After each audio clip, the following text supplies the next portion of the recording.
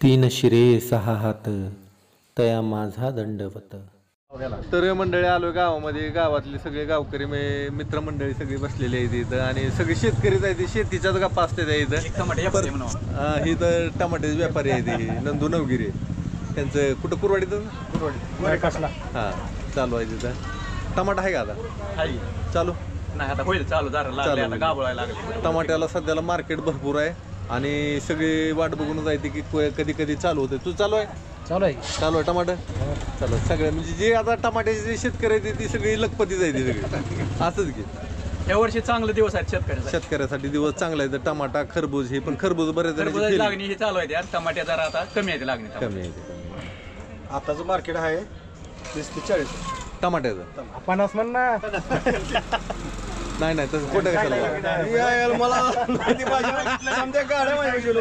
50 म्हणणार तुम्ही. मार्केट वाढतंय वाढतंय कमी जास्त होतंय. माल कुठं जातो आता? सेट कुठं पर्यंत सांगा. गुजरातला जास्त करून गोवा बंद पडलं काय दादा? गुजरात, गोवा आणि मुंबई पार्टी जास्त करून. तर राम राम मंडळी, मी संदीप स्वागत करतो तुमचं आपली माती आपली माणसं यूट्यूब चॅनलवरती. मित्रांनो, गावातनं जाऊन आलो आताच आणि काय झालं, हे आपलं कमळ आहे. तर ह्याला खत म्हणून मी शेणखत टाकलं ह्याच्यामध्ये डायरेक्ट पाण्यामध्ये. आणि थोडंसं शेण जरा ताजं होतं, कारण वाळलेलं शेण टाकलं असतं तर ते वर झालं असतं, म्हणून मी म्हणलं ताजं शेण टाकावं तर कुजलं की लगेच जाते खाली. पण झालं काय, त्याचा दुष्परिणाम झाला माशांवर.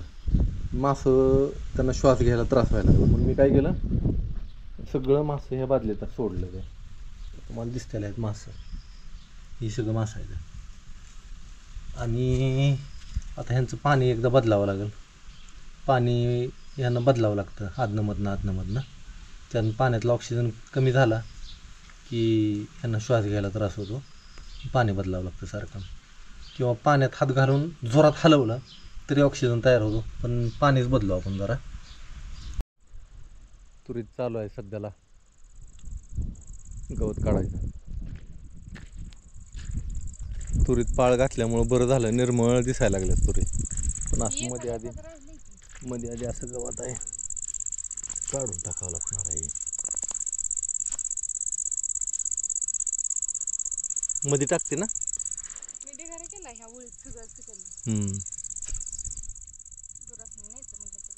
निर्मळ रानात बरं वाटतंय पण आहे का नाही.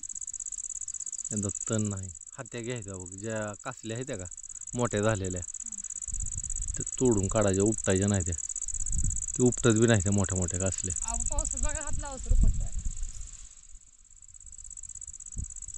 धनुरा आहे कुठं चालू आहे आमचं गवत काढायचं. मगापासून चालू आहे काढायचं. आता म्हणलं जरा व्हिडिओ काढावा. आज बघा वातावरण उघडलं, असं म्हणतून रात्रीच्याला पाऊस येतो. हां पाऊस पाहिजे ग. पावसाचा विषय नाही ना, मोठा पाऊस पाहिजे. काय आता कुठनं आणता.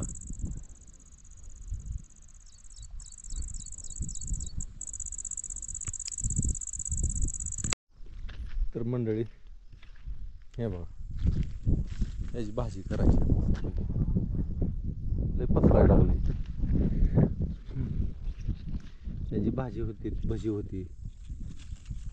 आता नेमकं नाव माझ्या लक्षात नाही गेलं ह्याचं. काय नाव आहे का ह्याचं?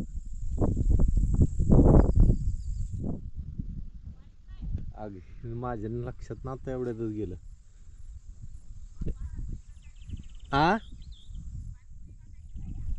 नाही तर जाऊ दे. मस्त भाजी होती बरं का ह्याची सुद्धा. तर मंडळी, आज तीच भाजी आहे जी मला तुम्हाला दाखवली होती, तिने काढून आणली. ह्याचं नाव लय होटावर आलं तर, पण काय कधी असंच होतं, विसरतं नाव. होतं लगा होतं. बराच वेळ लक्षात पण येत नाही. मी मग सांगितलं होतं ह्याची पातळ भाजी होती ना, पालकासारखी लागते का?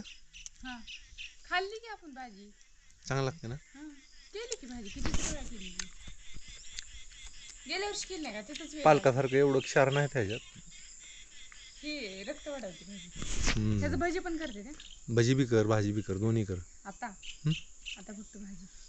बरं हाय आपल्या इथं भरपूर आलं तू उपटून आणलं हा उपटून आणलं काय करायचं हा लय पसरत पिकाला येऊन देत नाही परत सगळ्या तिथं लावलं होतं पिकावर सगळं तीच येते मला काय वाटतंय माहितीये का अशा एखाद्या झाडावर अशा उंच झाडावर द्यायचं सोडून ते काय म्हणलं आता लावावं ह्याच्यावरच कांडी येते का हा येते ना येते कांडे हो काय मुळे फुटले हो काय बघा फुटले असतील की हो का हा हे काय ही लावलं तरी येईल लावा ही ह्याचा तुकडा पडला तरी येते चिघळवणी आहे चिघळून ये भाजीला होईल ना आपल्याला असल्याच भाज्या काय आलंय हो अशाच भाज्या खायच्या आज ही उद्या ती मला भाजी आणायचा त्रास देऊ नको मला ना काय होतं माहिती आहे का ते बाजारात गेलं ना ते बाजारातल्या भाज्या बघून ना नको नको वाटतं एकतर आपण लोकांना एवढं प्रवचन कीर्तन सांगतो बाबा असं खावा तसं खावा आणि मलाच जाऊन बाजारात त्या टायमाला भाज्या आणायच्या असते त्या टायमाला ती लय जीवावर येतं माझ्या पण काय करता कुरडी भाकर तर खाऊ वाटत नाही तरी बऱ्यापैकी भाज्या आपल्या आहेत आता ह्या वर्षी शेवगा आलाय आपला तोंडलं तर आहे तर 2च वेलायचं तोंडल्याचं मग ती काय भाजी होत नाही त्याची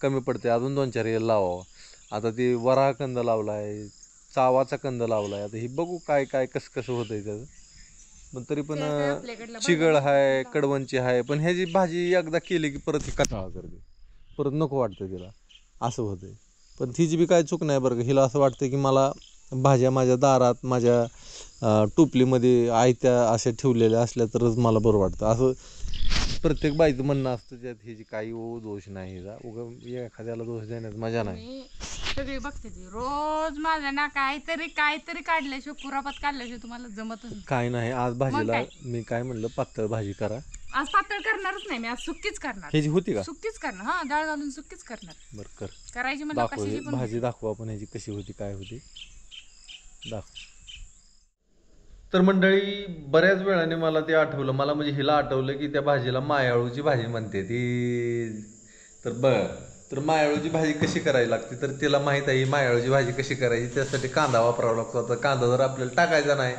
माझं हिनं काय ठरवलंय कोणास ठाऊक पातळ जर होत नसेल तर आपली दुसरी साधी भाजी पातळ कर पण तरी सुद्धा माझं न ऐकता तिने सुरी कढई आणि पाट आणलाय भाजी चिरायला मला वाटतं ही जर काहीतरी प्लॅनिंग वेगळा दिसतोय आता भाजी घेताना नाही शेंड पण घ्यायचं भाजीला घ्यायचं का बरं कवळं मस्त पैकी असं त्याची देठाची सुद्धा भाजी होईल दादा आळूच्या पानाची कशी भाजी बनवतो आपण तशी भाजी देठाची सुद्धा होईल ह्याची मग देठ घ्यायचीच की पान देठ काय घेत नाही का तर हे जे 2 जाती आहेत मित्रांनो एक हिरव्या रंगाची असते पाने आणि ही लाल रंगाची आहे ती पानं ह्याची लाल रंगाची पानं हिरवी जायते पण हिचं देठ लाल आहे तर देठ पानाच्या शिरा ज्या आहेत ते बी लालच आहे लालच आहे त्या गुलाबी नाही लालच तर अशी ही मायाळूची भाजी बरेच जण म्हणतात की ह्याने रक्त वाढतं त्याचा मला काही असा विशेष अनुभव नाही आलेला म्हणजे मी काय प्रयोग केलेला नाही हा शरीराला जिव्हाळा दिली म्हणून मायाळू नाव ठेवलंय असं आहे काय माझं मत आहे बरं आणि भाजी पसरते तुम्ही शिव म्हणून जरी दारात जरी लावली ना तर लोक लावतात इतकी पसरते हिच्या पानांचे भजी बनवते ती पण आज हिचं मूड आहे का नाही मोठ भजी बनवते नाही बरं आम्ही कॅन्सल भाज्याला कांदा लागतो मग ती त्याशिवाय बरोबर लागणार नाही तर आहे का नाही मला सुचत नाही काय मला काही सुचत नाही जी सवय लागलेली असते ना आपल्याला खायची आणि ते नसल्यामुळं जरा थोडंसं अडचण येते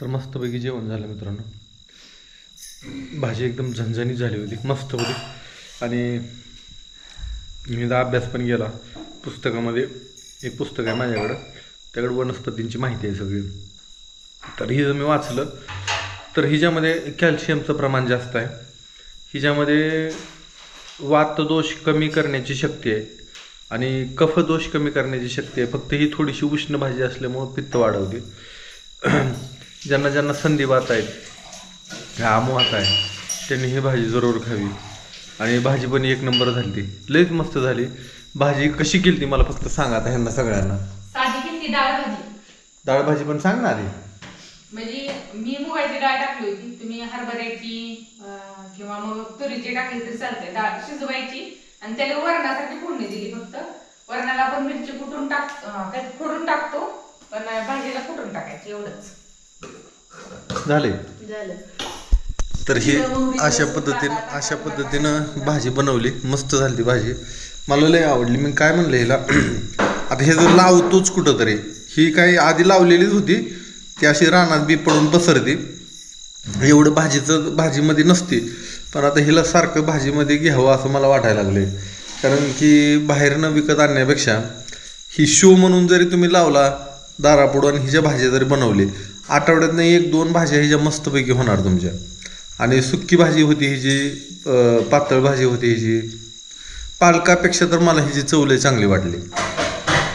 काय म्हणायचं, चांगली झाली डाळ भाजी केली. मस्त झाली होती. तर मित्रांनो, आजचा व्हिडिओ तुम्हाला कसा वाटला जरूर कळवा.